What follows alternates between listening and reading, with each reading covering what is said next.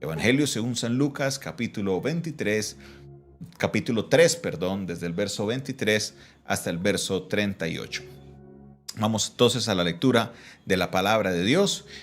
Vamos entonces, Evangelio según San Lucas, capítulo 3, verso 23 en adelante. Dice la palabra de Dios: Jesús mismo, al comenzar su ministerio, era como de 30 años, hijo, según se creía, de José, hijo de Elí, hijo de Matat, hijo de Leví, hijo de Melqui, hijo de Jana, hijo de José, hijo de Matatías, hijo de Amós, hijo de Nahum, hijo de Esli, hijo de Nagai, hijo de Maat, hijo de Matatías, hijo de Semei, hijo de José, hijo de Judá, hijo de Joana, hijo de Resa, hijo de Zorobabel, hijo de Salatiel, hijo de Neri, hijo de Melqui, hijo de Adi, hijo de Cosam, hijo de Elmodam, hijo de Er, hijo de Josué, hijo de Eliezer, hijo de Jorim, hijo de Matat, hijo de Leví, hijo de Simeón, hijo de Judá,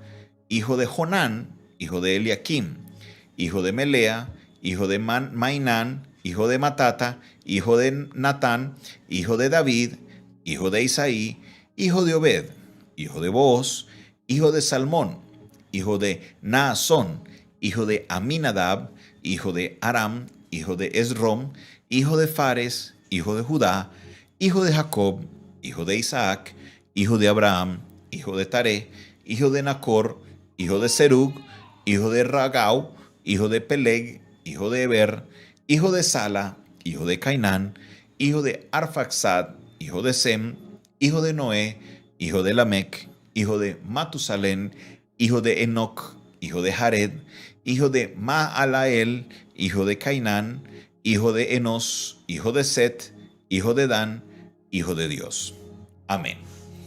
Pastor, ¿qué podemos aprender de esta lectura?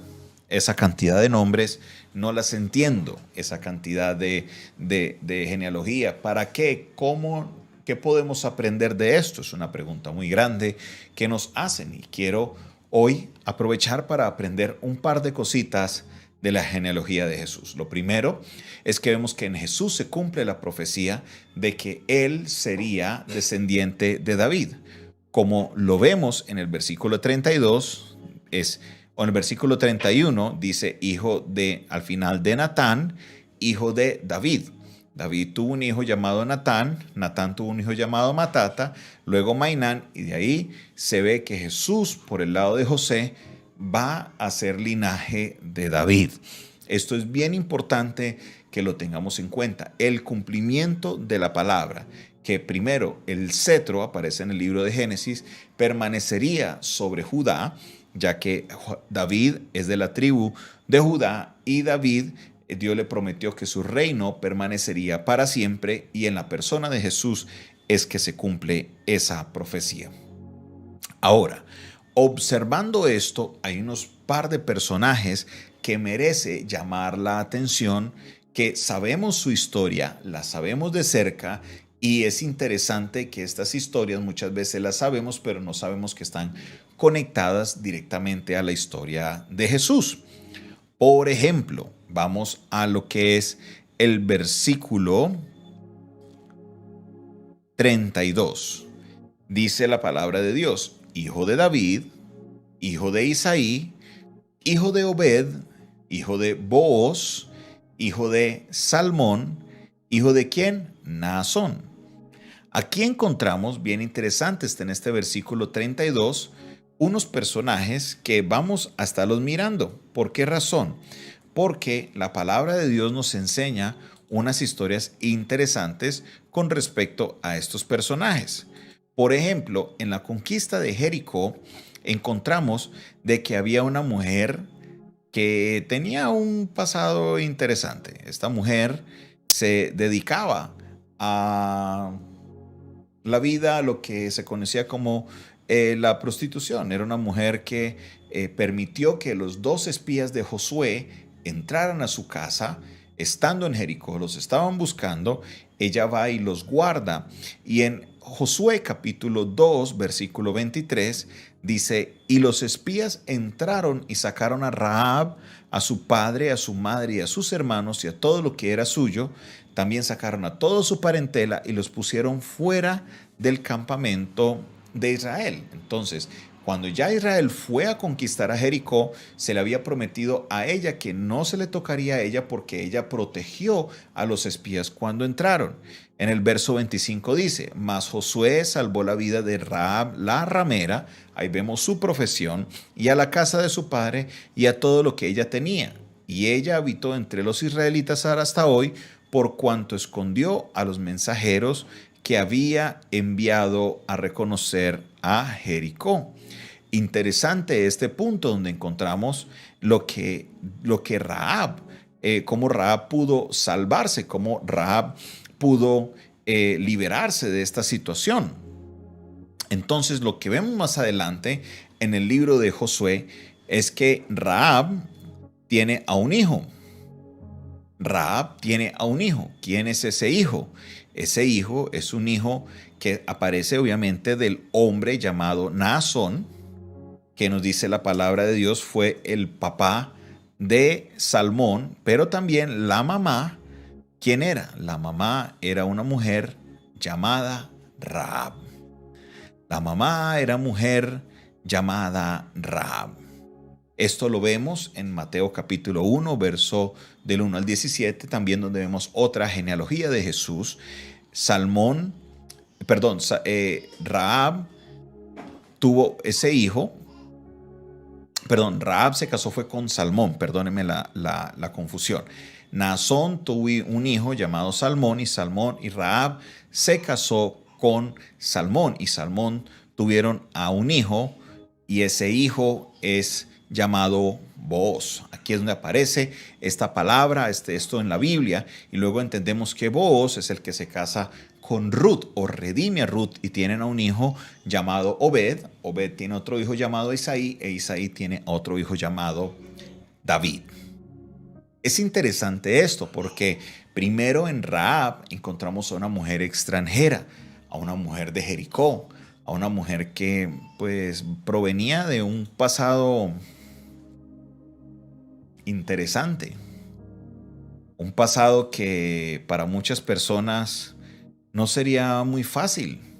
Es más, muchos lo esconderían. Y nosotros ver en la genealogía de nuestro Salvador un personaje como Rahab, que Mateo no solamente lo habla, sino que Mateo lo resalta.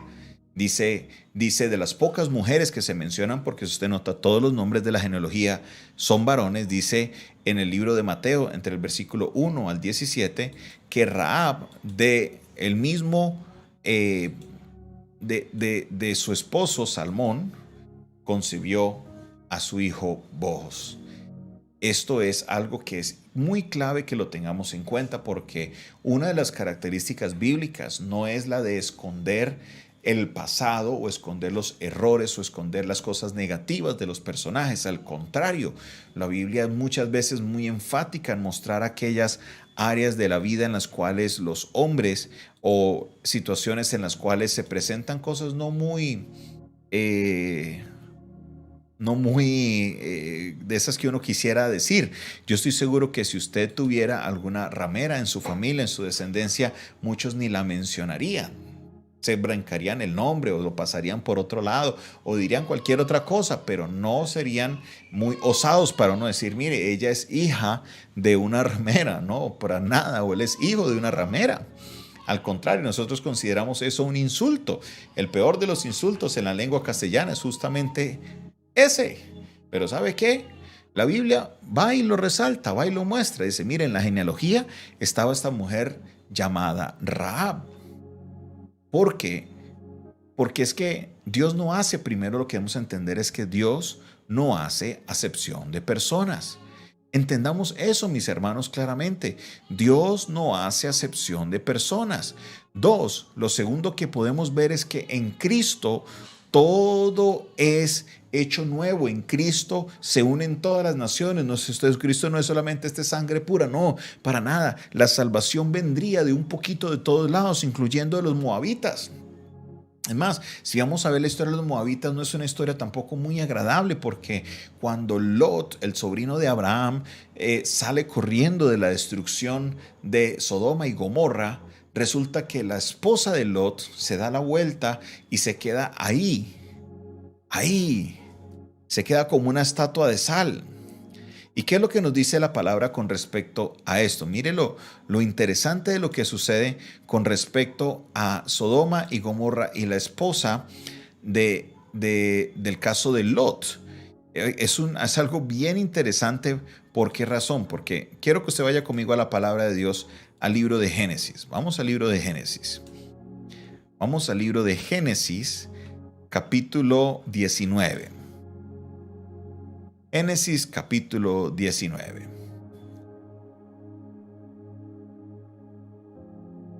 Vamos a leerlo desde el versículo 28 hacia adelante.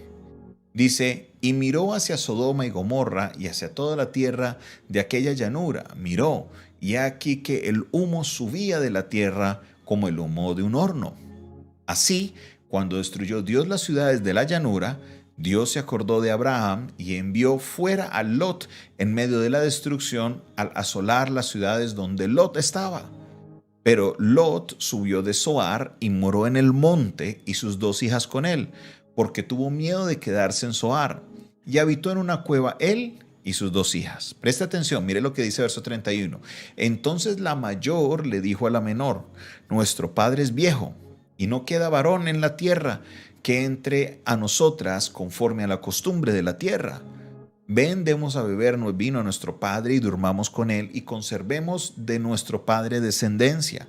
Y dieron a beber vino a su padre aquella noche, y entró la mayor y durmió con su padre, mas él no sintió cuando se acostó ella ni cuando se levantó.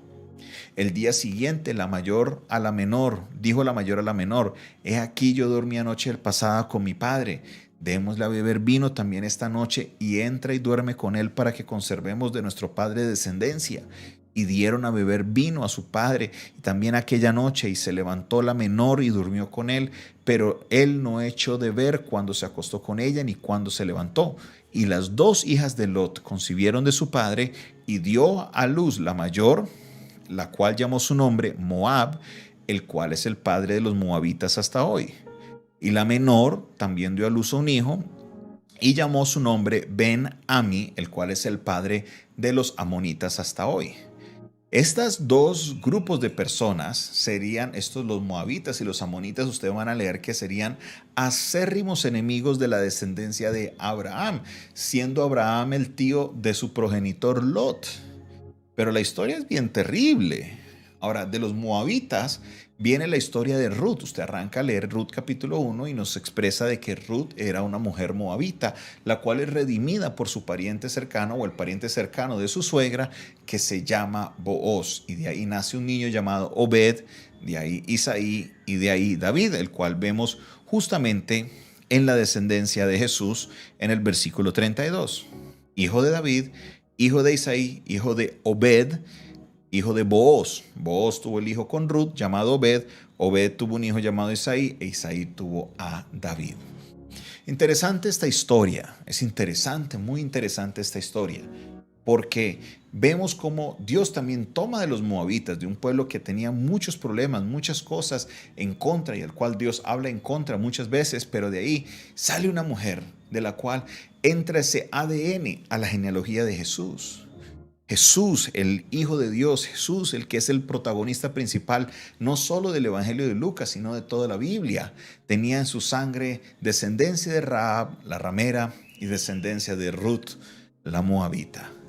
Es maravilloso eso, porque esto no daña el linaje de Jesús. Esto no marca el linaje de Jesús de una manera negativa. Al contrario, muestra cómo Dios abre y no tiene acepción de personas.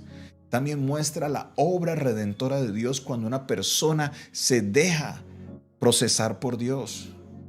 Mire, El caso de Rahab, esa mujer llegó al pueblo de Israel y cambió su vida, dejó su manera de vivir, se consiguió a su esposo, tuvo un hijo y transformó todo su ser porque Dios hizo una obra en ella. Lo mismo pasó con Ruth.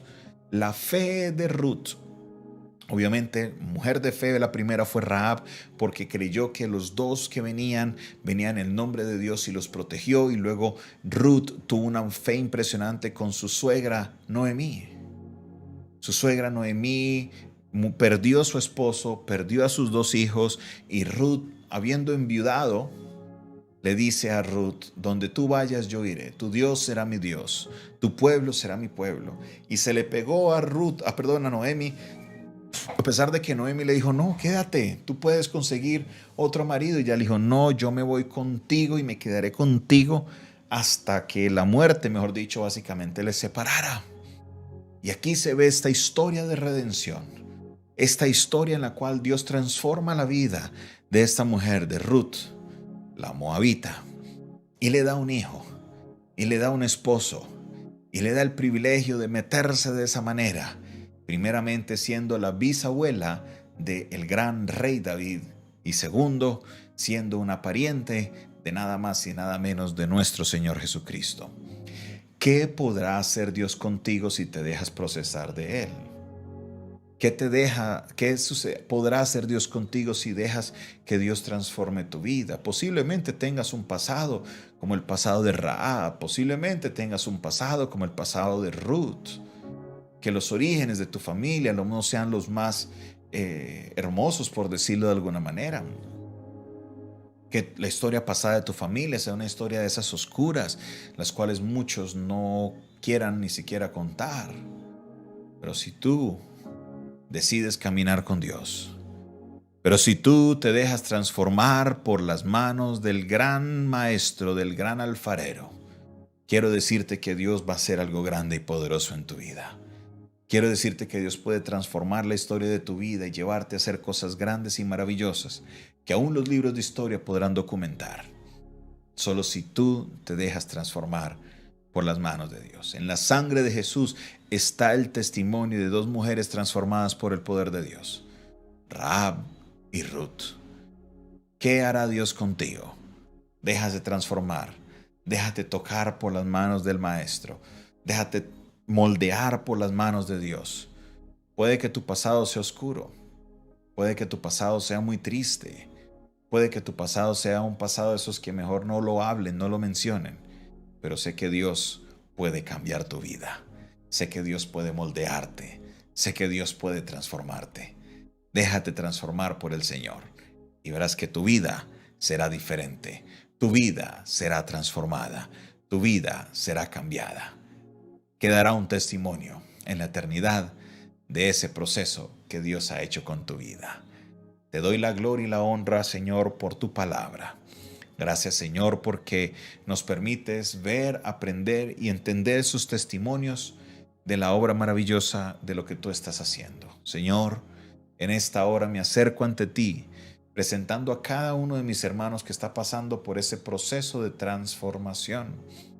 Procesos que para muchos ha sido difícil, pero procesos que sé que contigo será efectivo y contigo saldrán adelante. Creemos en la transformación que solo tu poder puede hacer en nuestra vida. Y por eso, Señor, sabemos de que tú transformarás nuestro ser y nos llevarás a cumplir cosas, como dice tu palabra, cosas que ojo no vio, cosas que oído no oyó y cosas que ni siquiera han subido al corazón de hombre, son las que hay preparadas para aquellos que te amamos. Recibe, Dios, toda la gloria, la honra y la alabanza por siempre y para siempre, en el nombre de Jesús. Amén y amén. Esta fue una producción del Departamento de Comunicaciones del Centro de Fe y Esperanza a la Iglesia de los Altares, un consejo oportuno en un momento de crisis. Se despide de ustedes en esta hora Isabela Gómez y su pastor y amigo Jonathan Castañeda, quien les desea un tiempo maravilloso en la presencia del Señor. Recuerden, contáctense con nosotros si ustedes quieren aprender un poco más de nuestro ministerio. Nuestro número es el 316-617-7888. 316-617-7888. Dios les bendiga, Dios les guarde. Chao. Nos despedimos como siempre, recitando el Salmo 4, verso 8. El porque solo tú, Jehová, me haces vivir confiado. En nombre de Jesús. Amén y amén. Chao. Dios le bendiga, le guarde.